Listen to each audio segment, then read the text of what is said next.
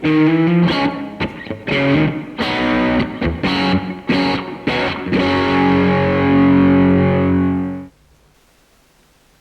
greetings from Berkshire Guitar Amplifier Repairs. Today we're going to be looking at a Fender twin reverb, not an original 1960s, this is the reissue, and the customer just bought this for a very good sum of money, which I won't disclose online. He got a great deal on it, and the problem he says it has a kind of a build-up crackle kind of noise, which goes away when you bang the top, which is interesting. And then he also, of course, wants me to give it a general look over and a service and kind of get it back up to scratch. He says the reverb and tremolo work, but I'll need to check that. So let's just go through the amp quickly and see if we can hear that crackling and see what else is wrong with it. Okay, apologies for the waist down view on me, but I want you to see the amplifier rather than me. So let's turn it on. Power's on. Okay, interesting. No lamp. They do go quite often, those bulbs. Oh, okay, I'll just put the standby on and it all came to life. Okay, I can hear a hum and a buzz out of the speakers, so the first thing that's wrong is this lamp.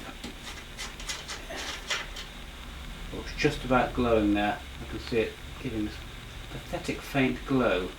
That's interesting. I wonder why that is. Okay, I think I'll look at that when I've got the chassis out. So that is a pathetic little glow there.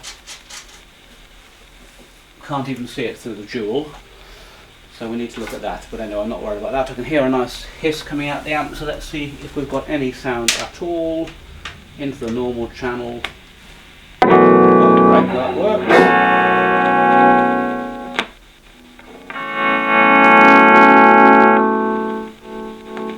Controls are a bit scratchy, so I'll clean those. Treble's okay. Middle's okay. Bass is okay, so that's all working. I'll just be needing to clean the pots. Let's try the vibrato channel. On this amp you have to plug into a completely different channel if you want to have vibrato and reverb. So, okay, so let's turn the vibrato down a moment and the reverb down, and let's just see if the basic channel's working. Again, very scratchy pot, so we'll clean that.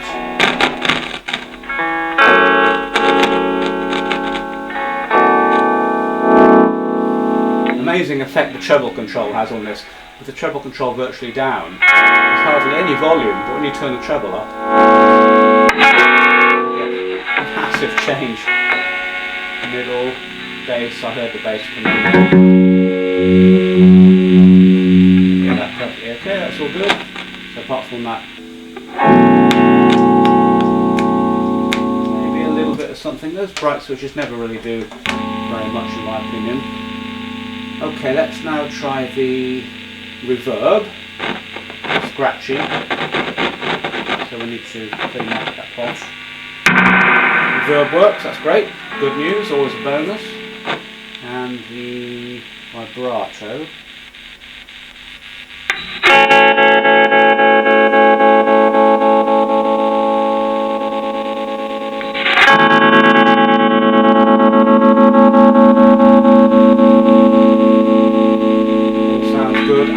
Deep sound. Right, so before I take the chassis out, I'd love to hear that crackling sound that he said the amp is suffering from. I'm starting to hear a bit of a rumble building up here, a bit of a kind of noise. Do you hear that? Quiet now.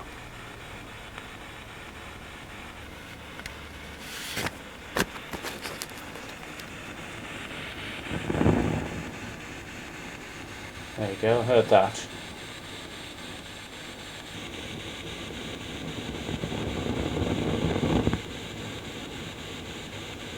Nice example there.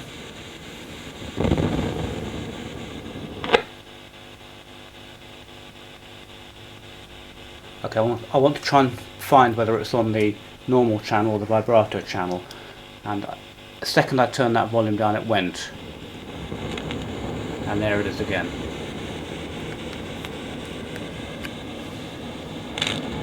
So it's on this normal channel, Oh, lovely. Now I'm going to try this, look.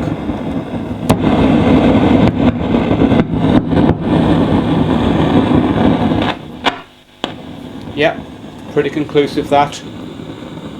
Banging on the top caused it to get a lot louder.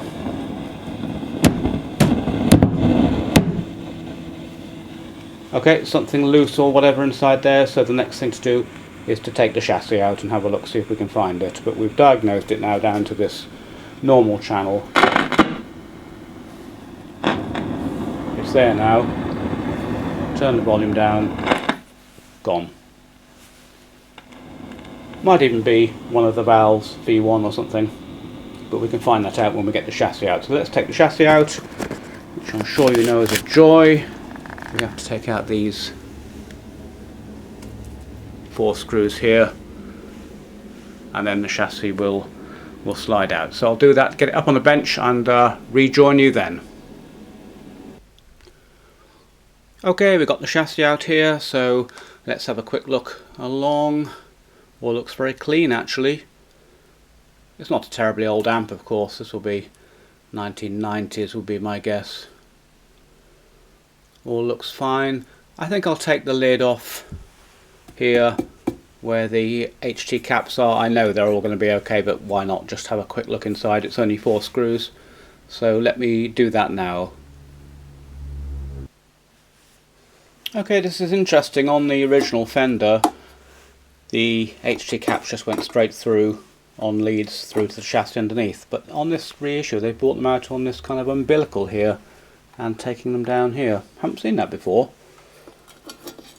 And underneath here we have a printed circuit board with IC electrolytics. They're rubbish, they are, but they look okay. There's no sign of any leakage or anything, which I wouldn't expect, to be honest with you. See, they've used 300 volt caps there for cost. Those 2 big caps there are in series with each other, so you get 110 microfarads at 600 volts. So that's how they get the voltage up on the capacitors without very expensive high voltage capacitors. And these other 2 are just 22 microfarads at 500 volts. Also smoothing caps. That all looks good. I think we can put that back to bed. Next thing I'll do is flip the amp over and we can have a look. Actually, I'll tell you what, I might, just before I do that, I might connect it up and see if gently waggling some of these preamp valves causes that noise to come and go. I've got a kind of suspicion it might be one of these valves here. Let's see if we can diagnose that first of all. Okay, right on cue, after about 10 minutes of it being on, we have this noise. So, is it one of these valves? Ooh, look at that. Ooh! Okay, well, we found the problem. I promise you I hadn't turned that on and done that. I did it actually live. We found the problem just immediately. Ooh! Oh, lovely!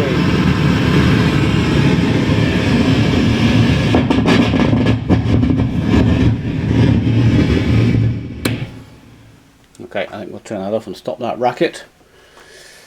Well, it's either the actual valve or it's the valve base that needs cleaning. I can't get that off.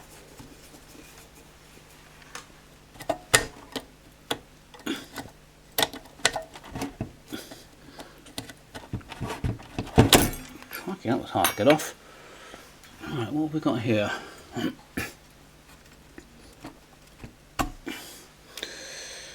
Well, it's a groove tubes.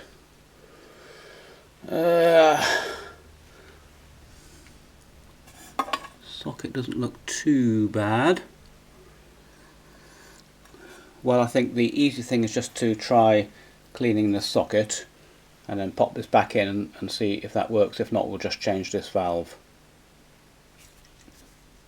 Put a bit of deoxit down there, and the pins on the valve look okay, so I don't need to clean those.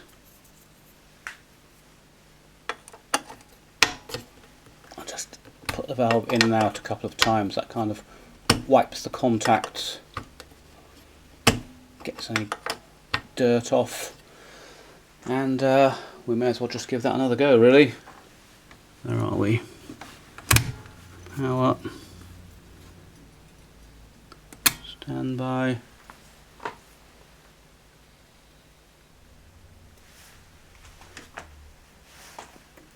Suspiciously quiet. What have I done here? Ah, yes, the old upside down trick. Power.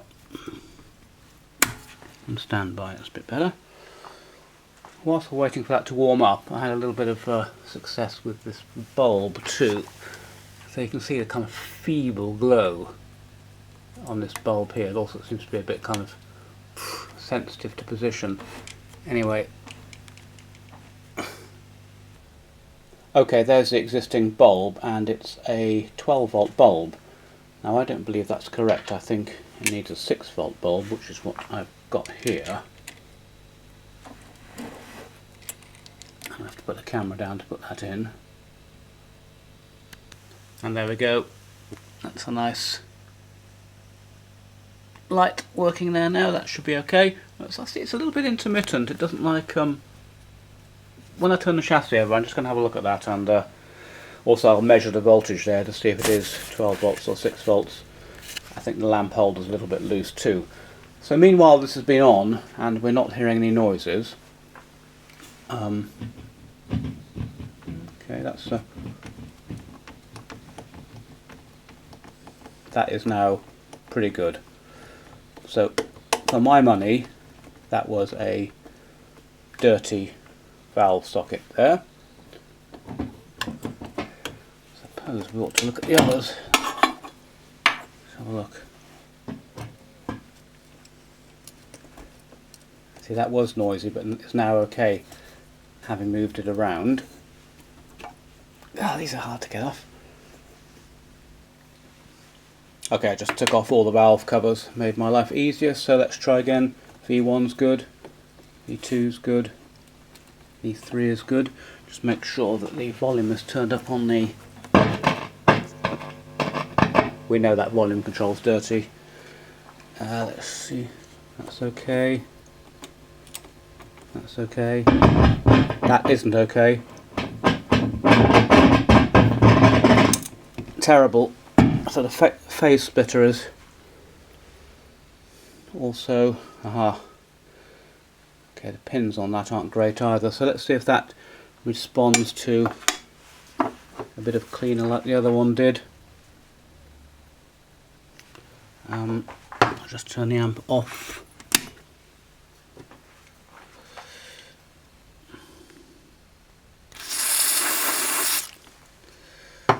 So again, we'll just put the valve in and out a few times.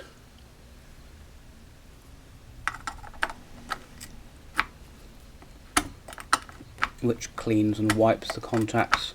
And I fully expect this to be perfectly okay. Let's turn the power back on.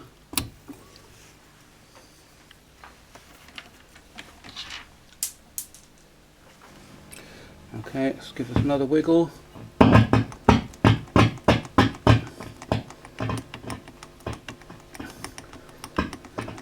It's kind of settling down. There you go. That's okay now. That's right. There's another one there. Let's do that one. I'll probably just do them all, but let's turn the amp off again. It doesn't really matter having the amp on, but we don't really want any slightly conductive paths. Yeah.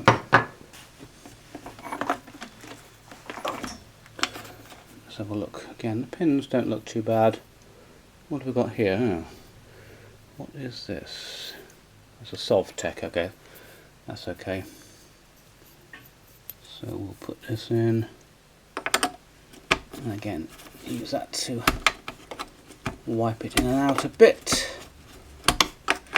Probably been sitting around for years, this amp. Okay, let's turn on again. There we go, nice and solid look.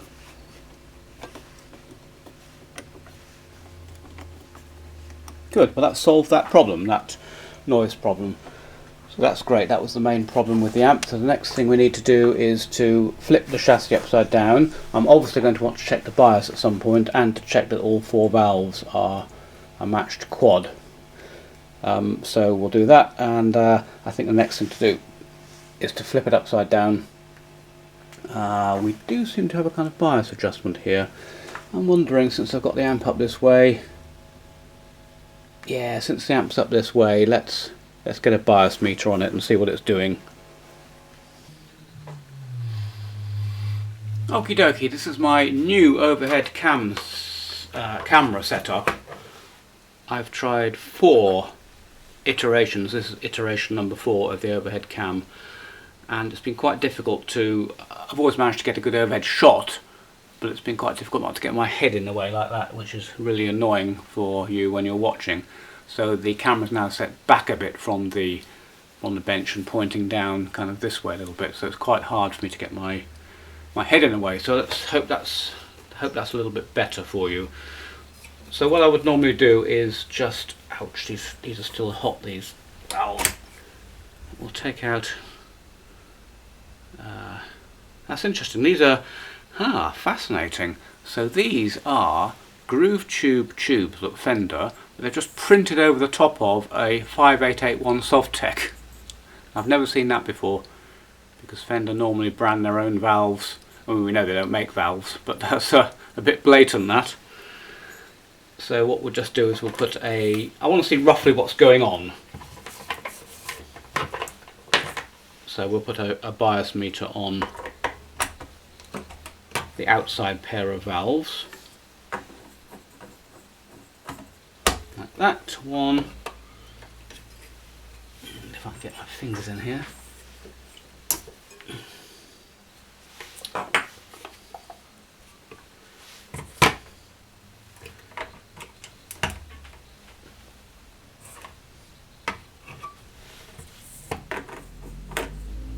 Two. See if we can get that to stay there. We can just about. Goodo, and now we can just power up and see what's happening. Plate voltage is quite high, look, 480 volts, and we should start to see the current coming up as the valve warms up. There it goes, lovely. I haven't checked the bias, what this should be, but 35, 37 milliamps, something like that, I don't know. We will check it, but let's see roughly what's going on, see if we're anywhere near what we need.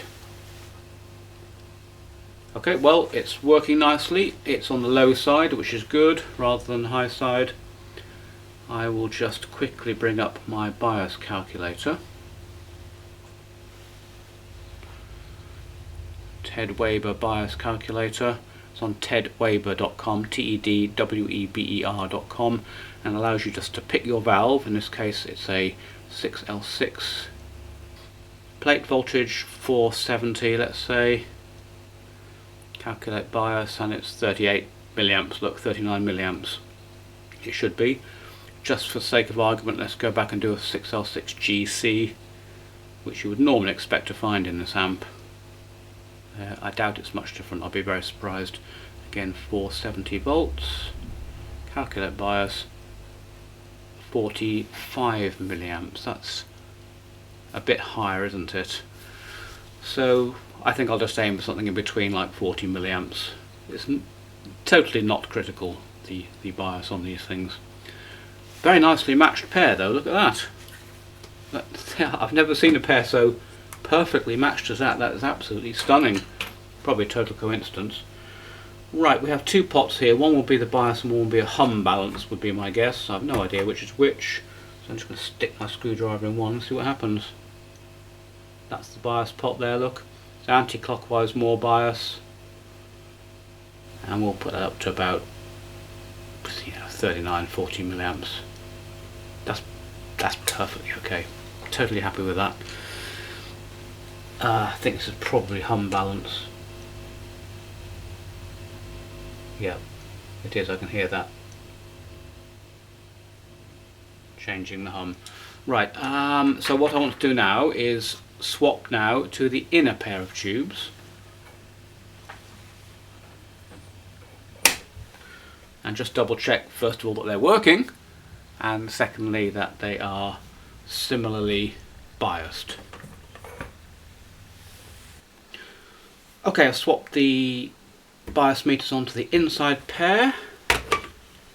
Let's turn on and see what happens. Plate voltage is looking good. These should start to come up fairly quickly because the valves are still quite warm. There they go. And again, we're looking for about 39-ish milliamps on this inside pair.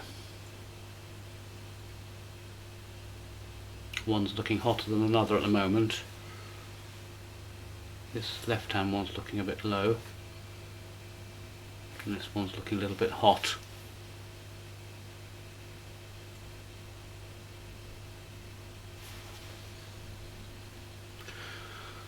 Okay, there's a 10 milliamps difference between these two valves.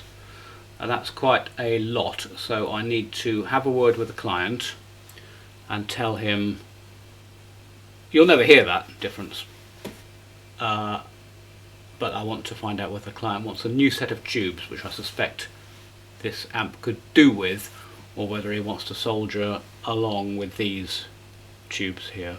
They'll be perfectly okay even with that imbalance of 10 milliamps. You won't hear that. That sort of imbalance manifests itself as a very slight distortion on the signal. And as I often say, we wouldn't want distortion on a guitar amplifier signal, would we? If that was a hi-fi amp, you wouldn't accept that. But on a guitar amp, you'll never even hear it. So it's interesting, this one's quite a bit hotter than these outer two. Sometimes you can actually feel that temperature difference. These are very hot, of course. Oh, that is definitely hotter. Yeah, you can actually feel the difference in temperature. Yeah, I've got a nice little thermometer here which you can point as well. So just for amusement, why don't we do it? Yeah, the current on this one is creeping up.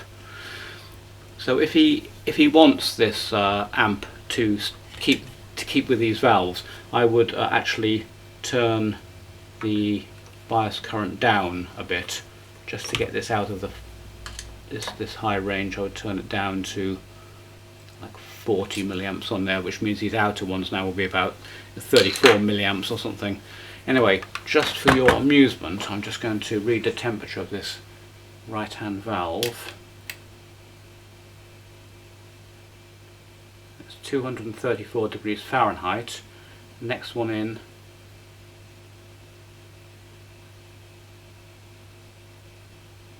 so that's the that was the one that we biased at probably now about 35 milliamps. That's 240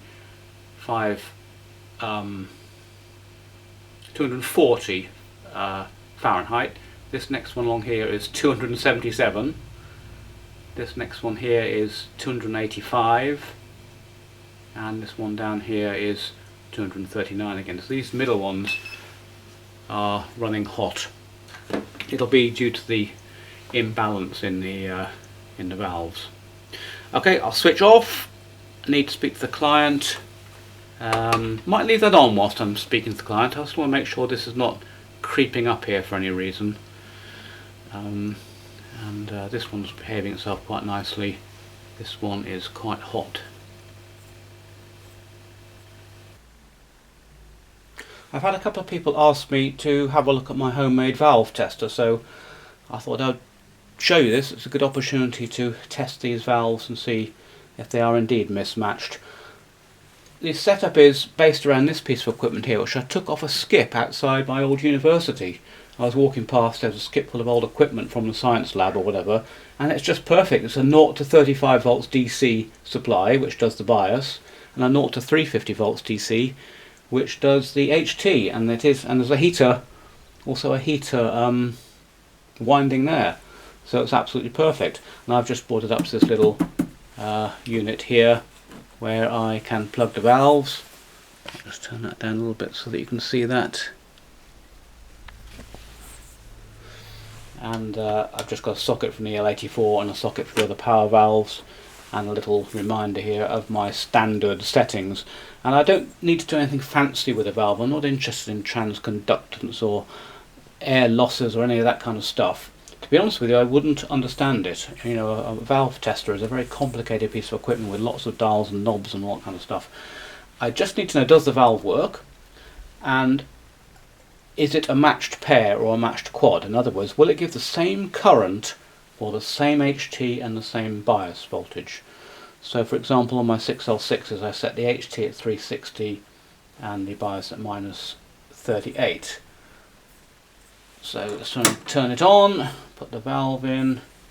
Well, before I do that, I'll set the HT here at, I've got a meter here which measures the HT. What did I say? 6L6, 360 volts.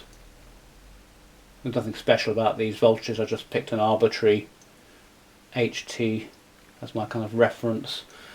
And then I need to set the bias at minus 38, roughly. Right, that's about right. Let's put it in and just get the thing warming up. Then I'm just going to make a note of these 4 valves, what they do. So let me take this off here for the moment and show you what's going on. There are my 3 meters.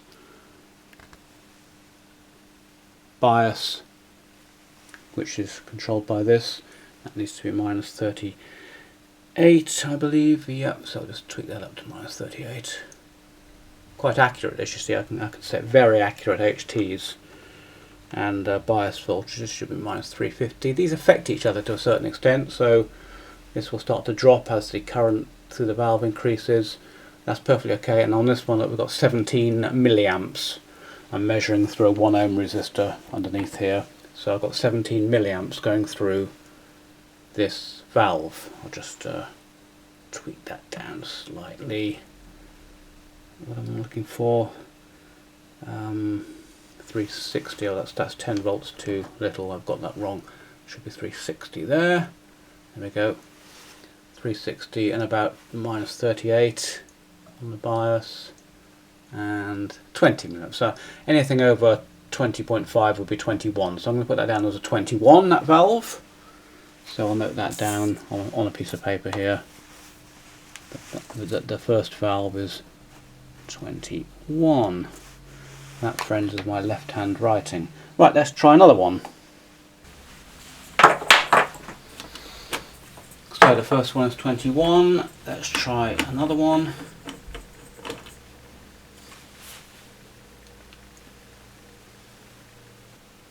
It's just warming up now. I can see the current increasing on here.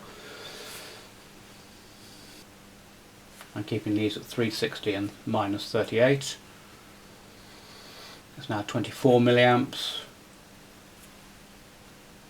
Little tweaks. 25 milliamps, and that's kind of not increasing anymore. So I'm happy that let's see, it's 20, 25, 25. Yep, 25 milliamps that one. So one is 21, look, and one is 25. Big, quite difference there, 4 milliamp difference already. I've sent a text to the customer and asked him whether he wants to solder on with these 4 valves, which I suspect have probably been in since the original, so they've done quite a few years. Might be as much as 20 years old. Maybe even a bit older actually, might be 30 years old. So this is coming up now, 7 milliamps, 10 milliamps, 12, 13, 16, 17. I'm monitoring these two to make sure the bias voltage stays at minus 38 and the HT stays at 360, which it is quite nicely. This is up to 19.3, 19.4, 19.5, so that's going to struggle up to 20, so I'm going to put that down as a 20.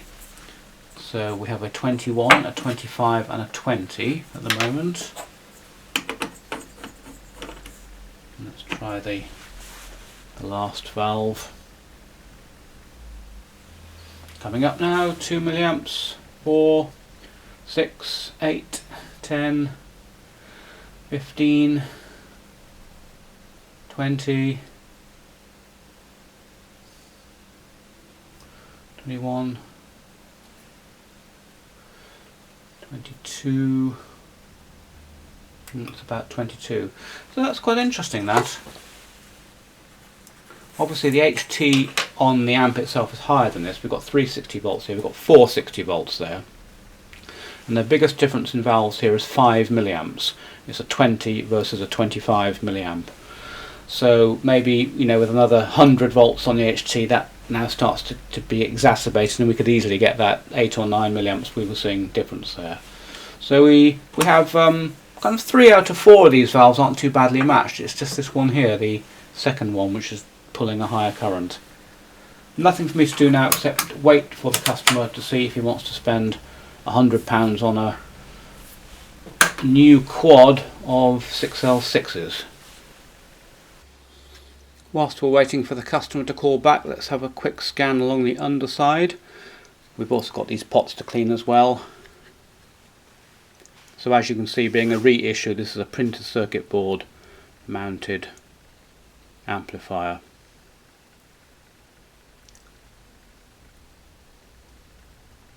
Not the hand-wired point-to-point tag board version from the 1960s. All looks very clean and tidy inside. I suspect this amp's only had one owner, and the owner hasn't used it. Well, maybe they have, but it's been kept nicely.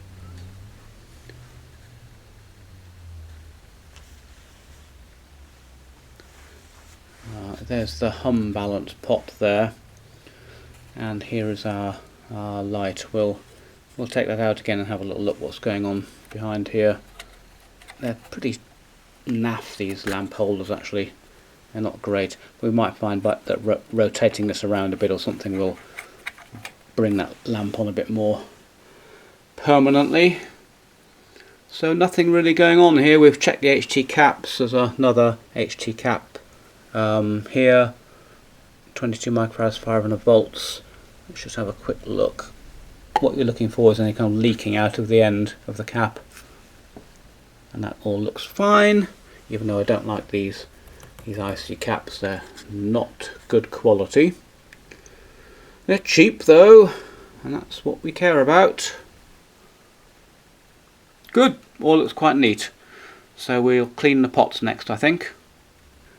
So I went to have a look at cleaning the pots, of course, and it's just so infuriating these days the way companies design things. You know, they've designed this amplifier so that all the pots are on a printed circuit board, and the circuit board goes right up to the edge there. I don't know if you can see, right up underneath this lip here, and you can't get to any of the pots, you can't clean them.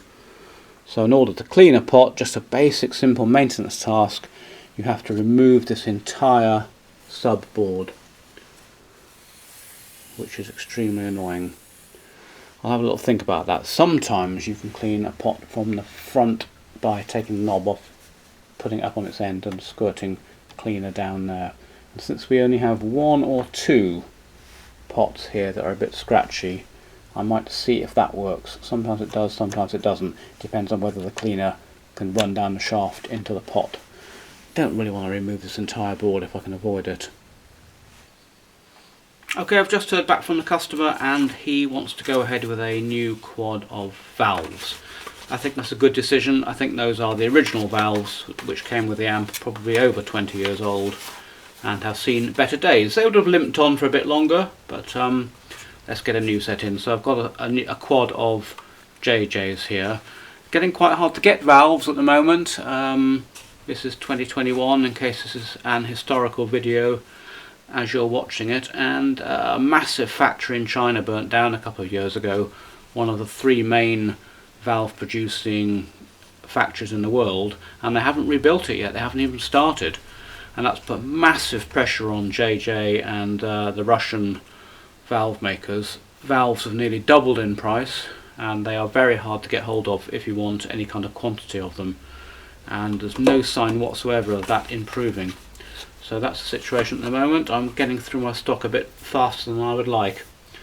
So I'm going to get these valves out, get them in, get them on the bias meters again, and rebias the amp, because of course these valves will have a different bias value. Okay, what I've done is I've put 2 of the new JJ valves in the outside positions with bias probes on, and we've got 31 milliamps on one and 32 on the other, 32.5. This is about 1.5 milliamp difference, perfectly acceptable, but we want to tweak this up to be about 39 milliamps, so let's do that. There we go. So we've got 37 on one and 38.7 on another, so not too badly matched. Now I'm going to put the other pair of valves in and swap the bias probes into the middle and see if we've got about 37 milliamps on the inner pair. Right, let's see if we can find out what's going on with this indicator bulb. As you can see, when we move it around, it comes up quite nice and bright. So it's kind of dependent on the position. So I'm just going to move the, well there you go, that sorts it out immediately. I've just rotated the rather crappy connections on the back, and that's good. But I'm not sure whether that actually should be a 6 volt or a 12 volt, so I'm going to go on to AC volts on my meter and just measure on the back of it here, and I'm getting 6 volts AC, so I was correct. That should be a 6 volt bulb, not a 12 volt. So now we can put that back in, and that's quite solid now. Good. Nice dual light. Yeah, we're good to go. This is done. Oh no, I haven't cleaned the pots, so I needed to take a view on what I was going to do there. I think so. I've got some notes here. So it's both volumes and the reverb. So it's this volume on the extreme left. Just rotate this around a bit for you. So the noisy controls are this one here, and the reverb. You see there. I think I'll take the board out. It'll give me a chance to clean up this front panel too. I won't show you the complete sequence, but these are grub screw knobs, so I will just be taking each of the knobs off like this. So let me do that first of all.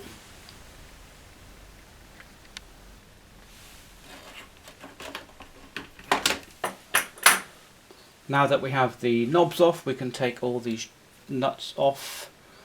Once again, this tool I bought is... Does that fit there?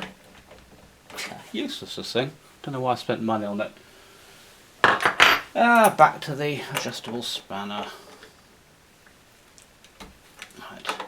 So again, I won't show you all of these, but we just loosen them all off,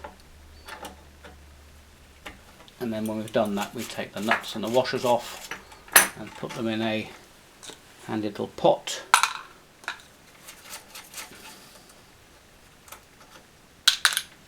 So that's 3 of them done. I'll just do the rest for you, and I'm hoping then, I've never taken one of these boards out before, I'm hoping then that this board will swing out and allow us to get to the pots.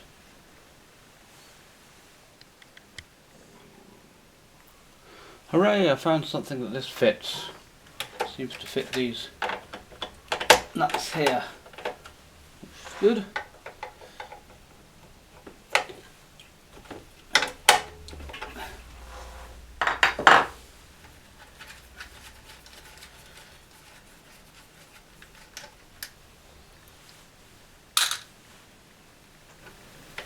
There we go, that's all of the nuts off now. And I can already feel that board is a little bit loose.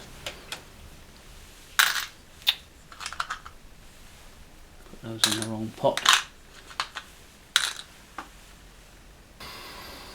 Okay, so now in theory we should be able to joggle this board out. I'm 99% sure all these caps are discharged, but let me just be super careful. Yeah, nothing on there at all, good. Right, so this board, we should be able to carefully joggle it out. I think I'm going to disconnect these rather than try to bend them as the board comes out. There we go. Right, now, are you going to come out or are you going to be a little pig? Because it can't come past these leads here very easily. This is great design, isn't it? To service a pot, you have to do this. Absolutely mad. Okay, we've got a couple of switches here which also have to be unscrewed. The bright and the two bright switches also have screws holding them in. They need to come out.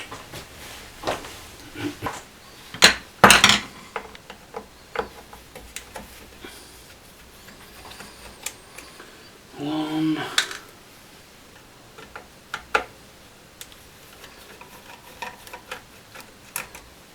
two,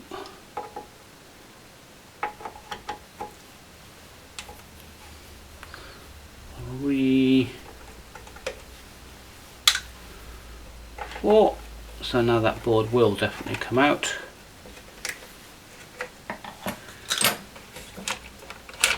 Like so. There we go. Alright, well at least that makes the pots easy to clean. We can just go along those now and clean them. Right, I'm going to do that now with a bit of deoxit, run them all, I'll do all the pots, run them all along, and we can then put that back in. The first two I want to do are the ones that I know are wrong, which is this volume here, so the extreme left one, this volume here, the one next to the switch, and the reverb, which is 1, 2, 3, 4, 1, 2, 3, 4, 5, 1, 2, 3, 4, 5 in. So I'll do those now so that I know they're done, because they are the problem ones.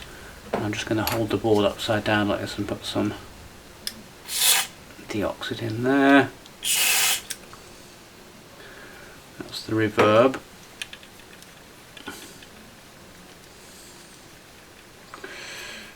Did I get that right? I didn't get that right. 1, 2, 3, 4, 5. It's this one here, third in from the left, which is this one. There you go. That's better. Good. We're going to do them all anyway. I just wanted to absolutely make sure I got the ones that were problematic. So the next one is this one here, which is the volume control.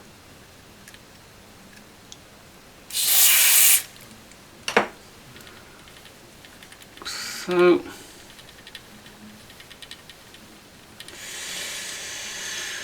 and this volume control here, the extreme left one.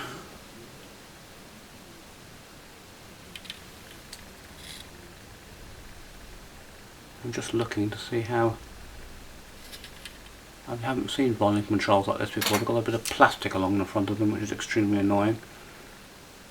I just want to make absolutely sure that the cleaner goes in.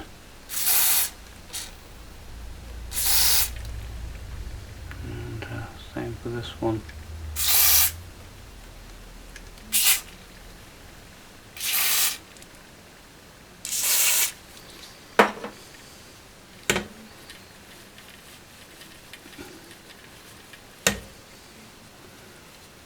You can usually feel when the cleaner's gone in, the pot kind of loosens up a bit, which these have. Right, so I'm happy we've done the ones that are problematic. I'm going to turn the camera off now and just do the others quickly. Since we've got this board out, why not? Okay, now we've got this board out, It gives us a great chance to clean this front panel, which is virtually uncleanable without taking the board out. It's very hard to get between the knobs and the pots.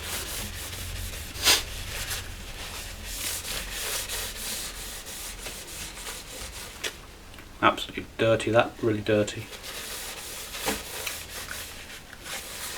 There we go. So now we can pop this board back in. It might not be quite so easy. I think I like to get these, well, this is going to be quite difficult actually, to get these bright switches in. They really need to go in first. This is not going to be easy, this. Why would it be? Because you can't get, you can't put the switch in, you can't just grab it and put it in. Oh, this is really nightmarish. Right, can we get this in? Right, there's one there, look. So I'll just put a screw in there to hold it. Oh, I see, the entire, I wonder what's happening there. The entire front panel moves once you've got all this furniture off, just to make it super extra difficult. So let's see if we can get, it's quite tricky, this. Let's see if we can get one screw into this switch.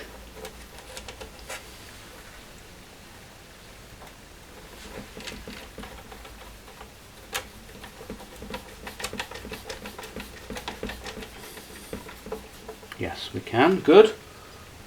Looks good. Now if we can get one screw into the other switch, we're kind of home and dry.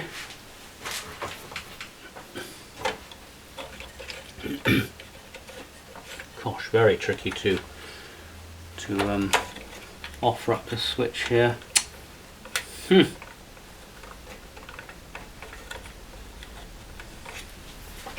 Crikey. This is not easy, folks.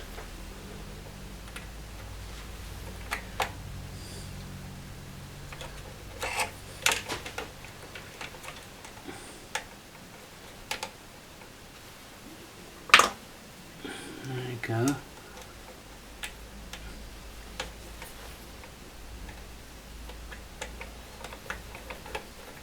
That going in? Yes, good. Okay, so we've got the two switches then. I'm just going to leave them loose-ish whilst I attempt to joggle this now back in.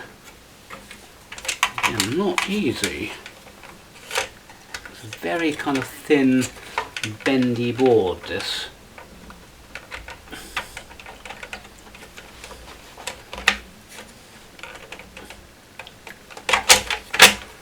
There we go. Okay, that's gone in. Yep, that's all good. So I'm just going to put one washer and one nut on to secure it. Keep it in place really. Like that, and then I want to put the second screws into these bright switches because they're a little bit difficult to locate. Let's see, is that going to line up nicely, or we're going to have to fight it? Oh good, that has actually gone in. Are we going to be so lucky with the second one?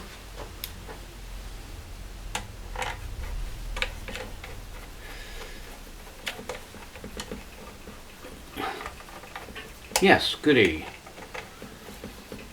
Okay, so home and dry now. You don't want to watch me put all this lot back on, so I'll put all the nuts back on and I'll join you in a moment. There we go, all the furniture is back on and you can see that front panel is lovely and clean now. Looks, well, not quite new, but it looks very good.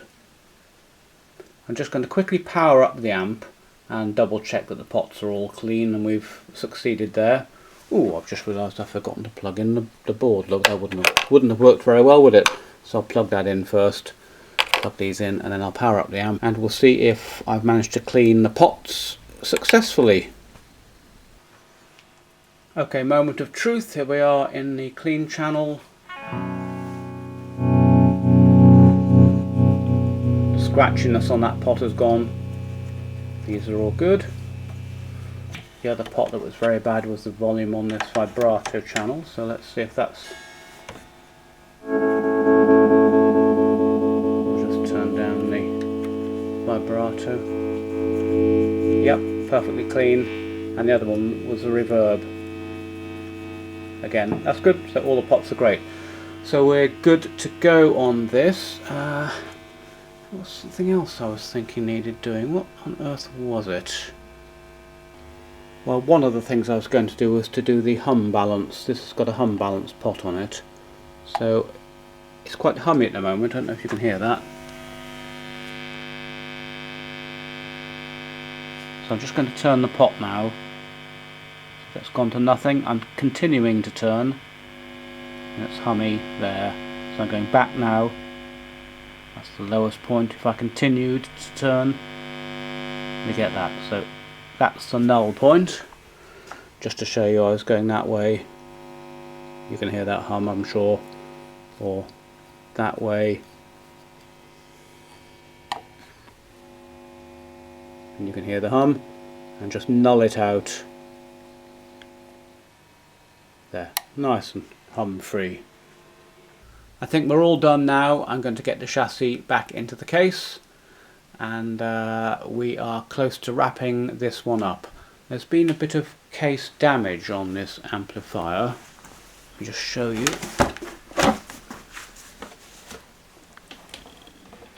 Someone's had a go at repairing this edge here with some wood filler, and they've put a couple of screws in here. Look, there's one there and one there to hold this side on. I might just have a little go at that.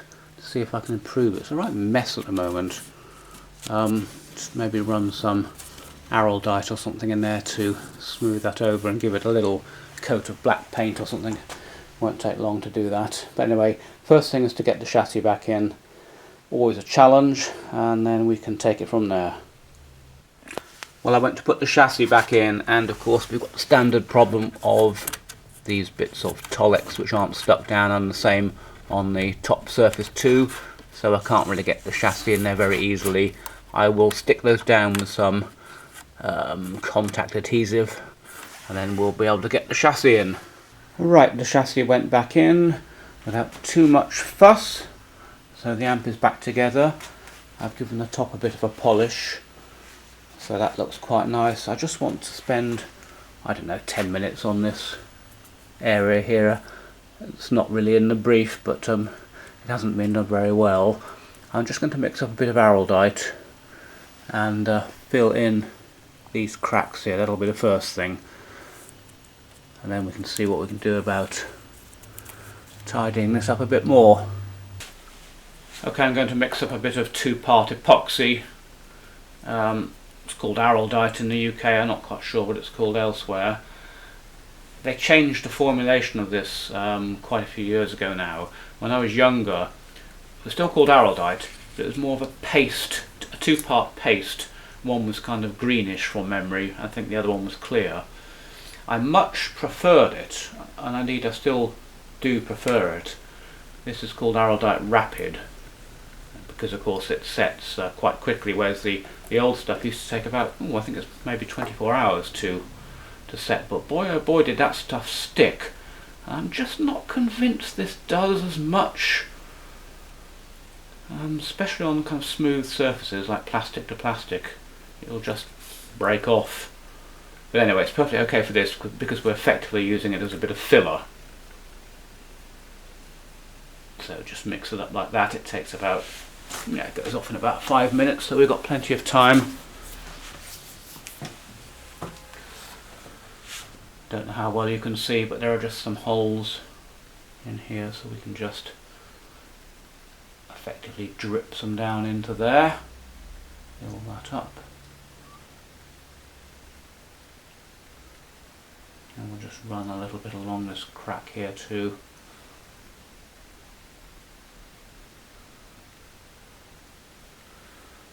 That's probably it. It doesn't really need that much. A little bit over there. I think you can still buy the araldite slow setting one, but I don't think it's that paste. Well, I know it's not that paste anymore. Maybe people were inhaling it for fun or something. Well, I'm sure they were. There we go. Right, so we'll just leave that to set, and then we'll see what we can do about blackening it up a little bit.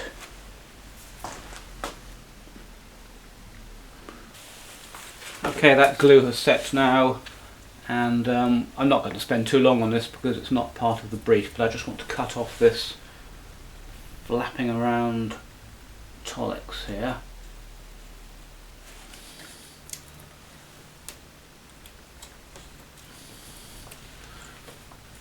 There we go. Another bit there.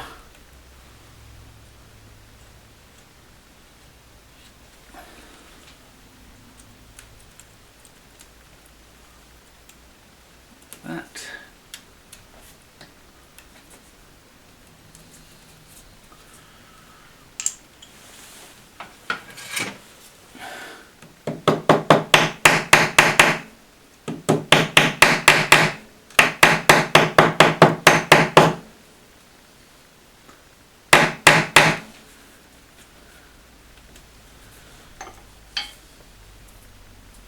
This is only going to end up a little bit better. We're not trying to get it cosmetically perfect or anything.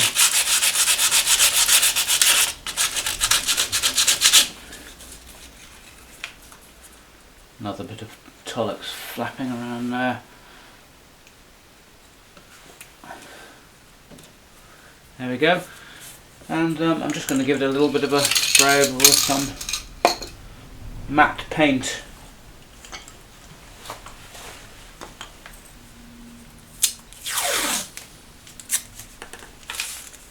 Just mask along that edge.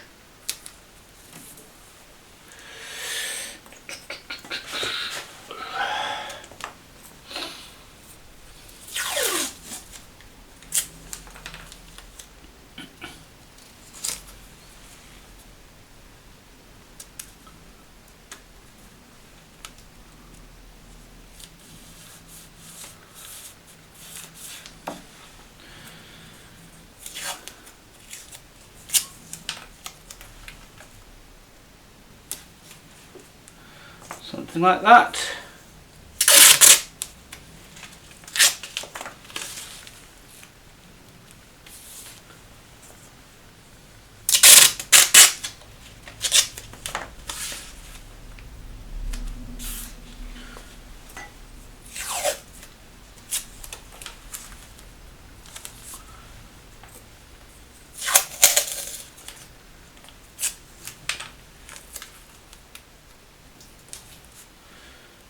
Okay, I think that'll do it. It's always a bit difficult to know how far the spray might drift, but we don't really want it on the top of the cabinet. Maybe we'll do a little bit more. There we go.